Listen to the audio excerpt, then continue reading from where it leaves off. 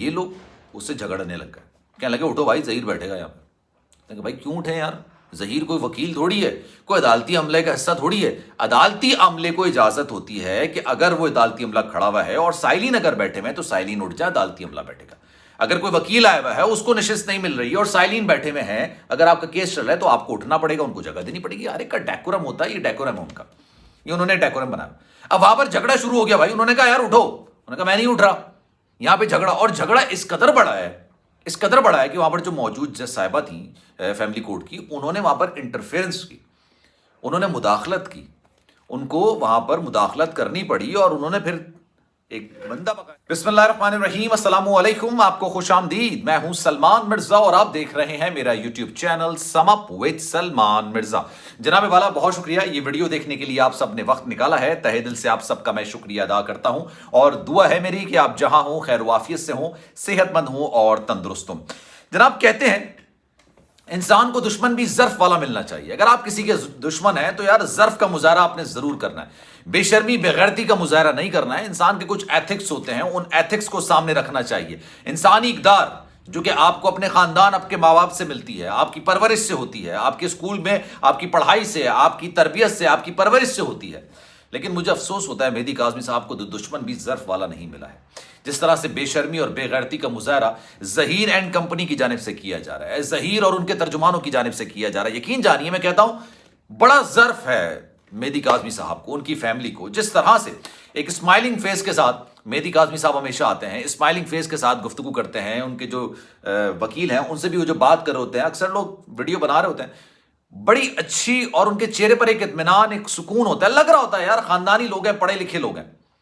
اور اگر آپ ان کے ظہیر اور ان کے ترجمانوں کو دیکھ لیں تو آپ کو لگے گا کہ یار یہ کس طرح کے لوگ ہیں.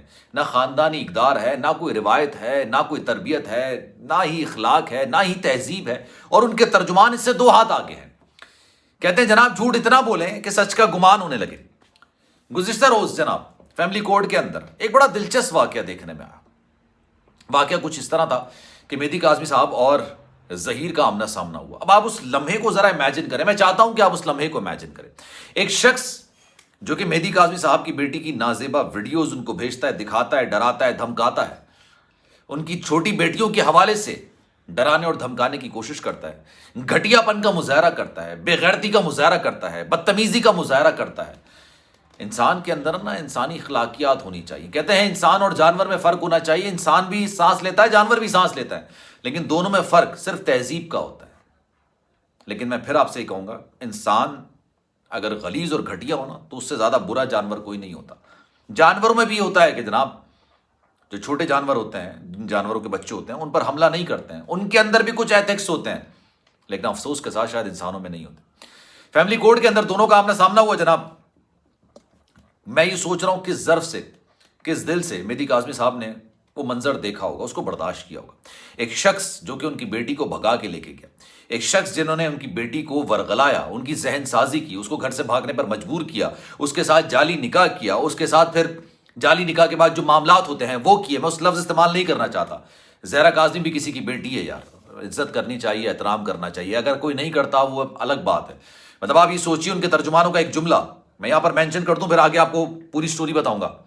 یہ تک وہ خاتون بول رہی ہیں کہ مہدی کاظمی صاحب جب ملنے گئے تو کھلونے لے کے گئے, اس کا کھلونا تو ضمانت پر باہر گھوم رہا ہے.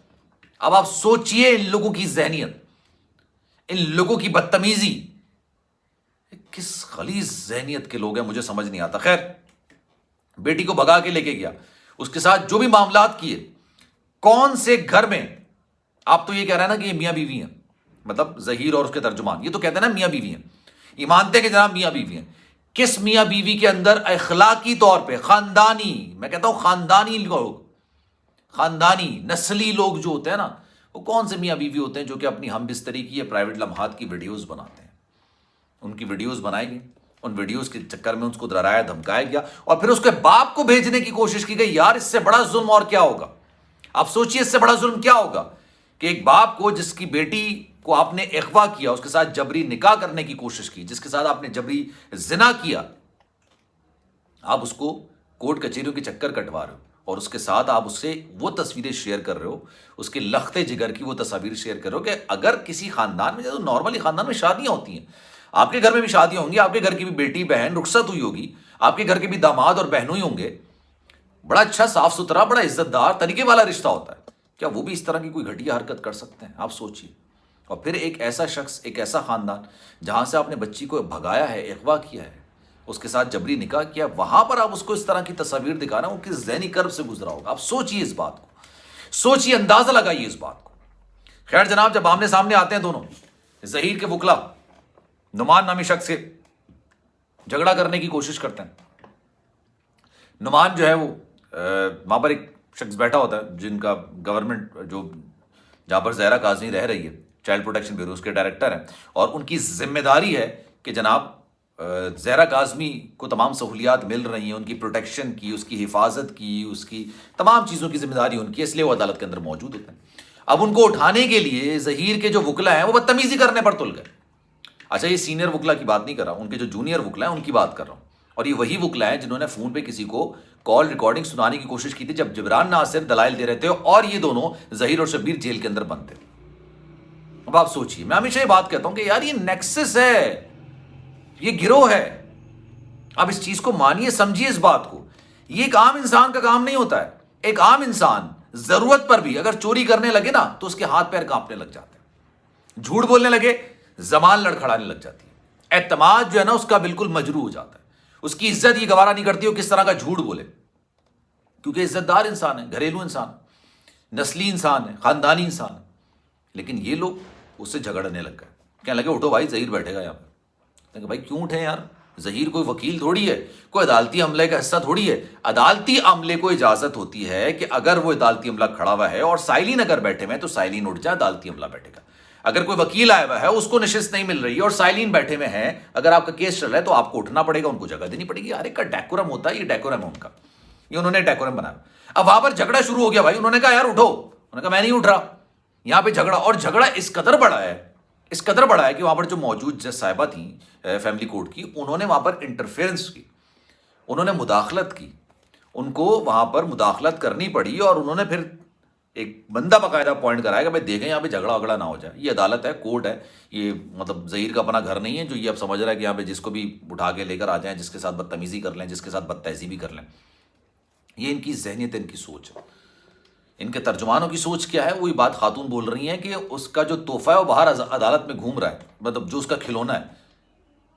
جس گھر میں شادی, پراپر شادی ہوتی ہے نا, مرضی سے, اچھے طریقے سے نکاح ہوتا ہے ماں باپ کی مرضی سے, اپنی بہن اور بیٹی کے لیے بھی الفاظ استعمال نہیں کرتے. یہ خاندانی اور نسلی لوگوں کی پہچان ہوتی ہے. آپ کی اس پہ کیا رائے, میں چاہوں گا کہ آپ کامنٹ سیکشن میں اپنی رائے کا اظہار ضرور کیجیے.